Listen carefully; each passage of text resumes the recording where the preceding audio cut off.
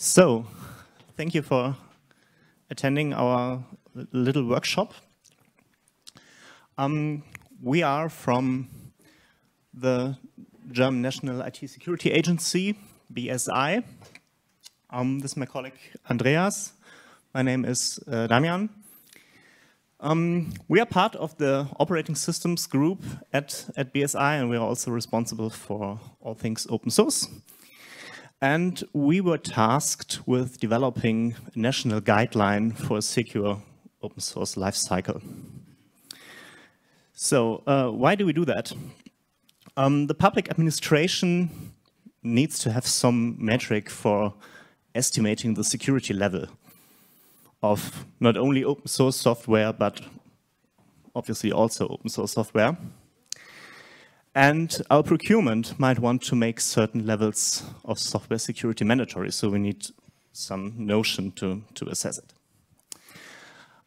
So hence we do this guideline. The problem we have is that the requirements we put on open source projects have to be somewhat appropriate and also feasible for maintainers, companies.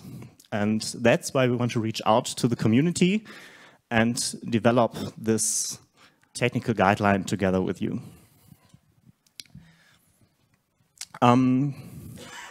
So since we have not that much time, we thought let's do some lightning share your opinion. So we present you some theses, and if you agree with them, I want you to raise your hand. And if you don't agree, leave your hands down. And if it hurts you, leave the room. No. So I'm ready. Okay, so first let's talk about some basics. First thesis is a security baseline defines the bare minimum level of security for every project. And therefore it must be defined in a tooling agnostic way. Who agrees? Oh, higher, higher, higher. Yeah. Okay. Current best practices are more than the bare minimum. So if you agree to thesis 1, yes, they exceed the bare minimum. Please raise your hand. Okay. Number 2, no, they are less than the bare minimum. And number 3, they are the bare minimum. Well, thank you. A baseline should have different implementation levels. For example, like incubating project or a fully established project. Do you agree on that?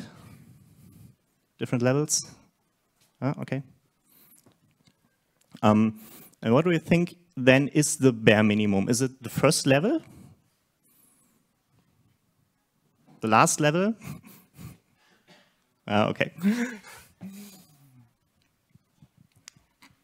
So block number 2 is about the processes and the organization of open source projects. And we have this thesis that every project must have at least 2 maintainers. And every commit to the main branch requires approval of at least 2 maintainers.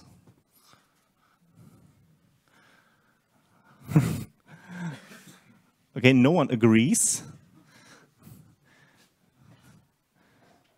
So let's check who disagrees. Really, all the other ones? Okay.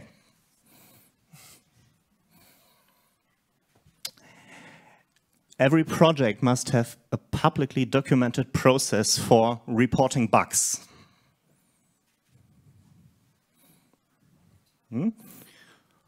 For coordinated vulnerability disclosure. And for making contributions. Okay, that was easy, right? So even if the project provides builds, for example, on GitHub, there must be instructions available to build it manually. Okay, thank you. Okay, so I think the next block is quite short. Who knows OpenSSF scorecards? Who uses them? Who thinks they are good? Okay, and who thinks that there need to be changes done to the scorecard system? Okay. Now let's talk about memory-safe languages or language-based security. Memory-safe languages will solve all our security problems. Who think that this is right? Glad to see no one. Today, there is no reason to start a new project using a non-memory safe language. One, okay. And language-based security should get more attention in application development and operating system development. Okay. So now, granularity and the level of abstraction for our national guideline. The guideline should describe high-level security goals instead of actual measures, leaving room for project-specific implementations.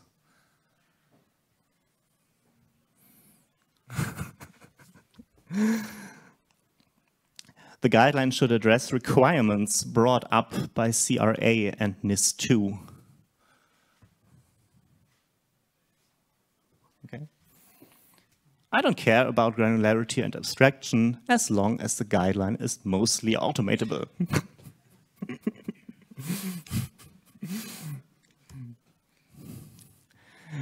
Okay, another thing is the life cycle for the guideline.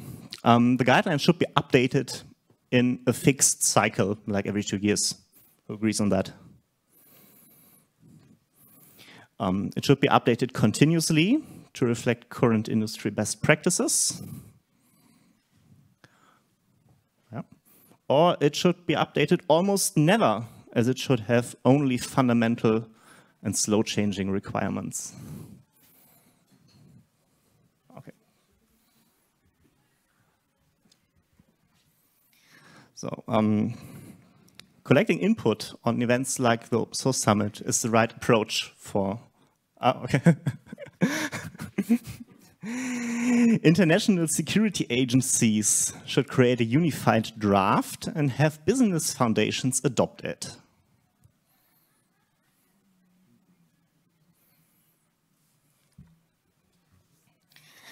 Different nations should create national specific guidelines. Oh, okay, no. Downstream consumers need to be protected from open source software with awful security.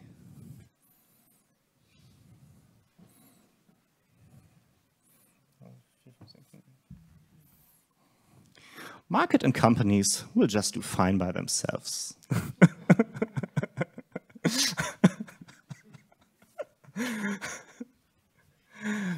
Governments should reward behavior beneficial to the open source ecosystem. Oh, okay. So, that was quite fast, 10 minutes. That's great. So now we have time for questions, if you have any. And if not,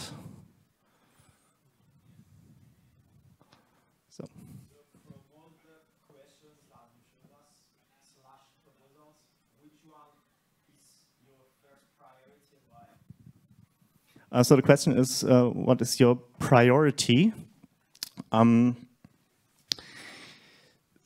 So if you're talking about, let's say, the hard requirements, I think we have a focus on the build process, that it is secure, but also like on general project health regarding maintainership. Is the project well staffed? Things like that. Yes, please. Have you planned or have you thought about how you would enforce some of these guidelines? So enforcement is a big word, but when the federal administration, for example, buys software somewhere, if it's proprietary or open source, doesn't matter, we can enforce our technical guidelines for this special procurement. So we will not go and say, hey, we have this nice technical guideline, every open source project has to adopt it. Otherwise, we call someone at GitHub and and let it remove. It won't happen. Yeah? But when we buy software, yes, that might become mandatory.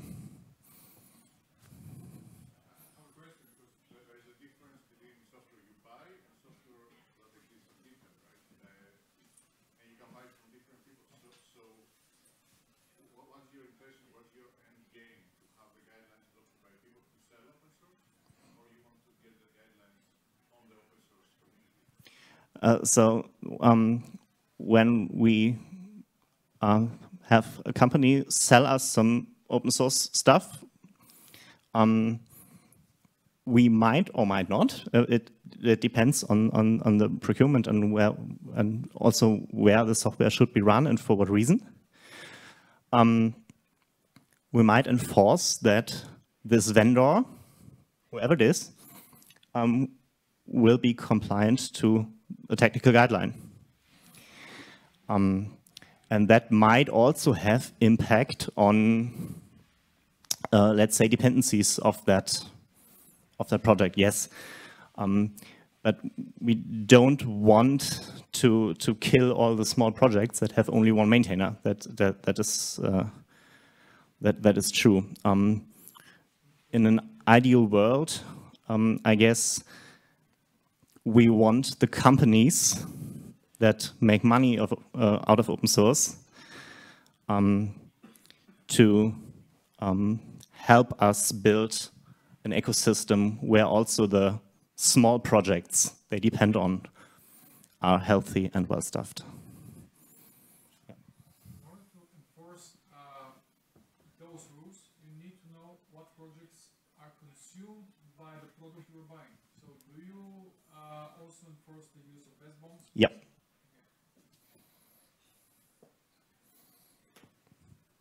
Any further questions? Okay, thank you. So if you have other valuable input for us, you can mail at oss@bsi.bund.de. And once we have a draft for the technical guideline, I think you will hear from us again. So thank you.